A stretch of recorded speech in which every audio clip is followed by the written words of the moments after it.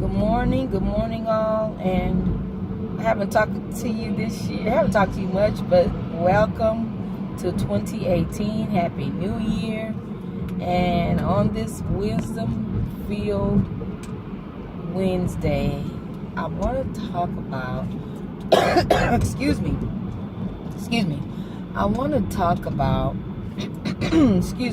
a word that I heard last night from my Pastor Bishop Paul Graham. And Bishop was talking about having the mind of Christ. And I think that is a great topic to discuss and to study going into the new year. Because to have the mind of Christ will help you in every aspect of your life. A lot of people, they set resolutions, New Year's resolutions, because, it's a new year. And I understand the mindset behind it, setting goals, writing things down will normally help you achieve them. And there's also a level of accountability because you've written them down and you've provided yourself a timeline. Excuse me.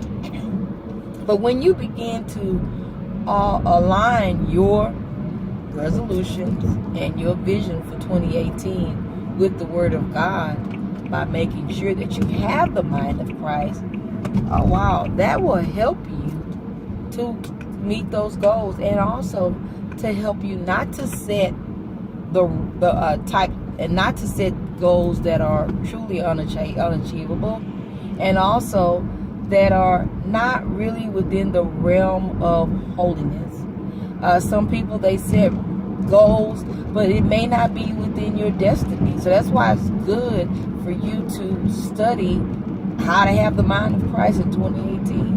When you are studying the mind of Christ will help you child rearing, taking care of your kids. When you have the mind of Christ and you ask God first what to do. I remember years ago, back in the 90s, I think, or was it the early 2000s, when "What would Jesus do" was so famous. It was a very popular saying.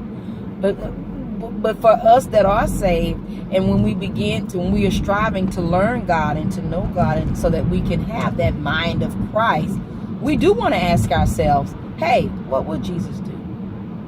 What would Jesus do in this situation? What would Jesus do with regards to the kids? Your kids aren't doing as good, as well as they should be in school. Or, what would Jesus do if you're having problems on your job? Maybe you want that next promotion and it's just not happening. Or what would Jesus do when you're experiencing issues with your husband? Maybe you're not communicating like you should. What would Jesus do when you're saying, I want to move to a bigger home, or, I need a new car, or whatever it may be, or maybe you want to change careers? First, acknowledge God. Learn the mind of Christ, how He thinks. What would Jesus do? And when you begin to put Him first and acknowledge Him and really study His Word and the way His concept of how life should go, normally you'll end on top. God bless all of you, and I wish you a happy new year and a successful and prosperous 2018.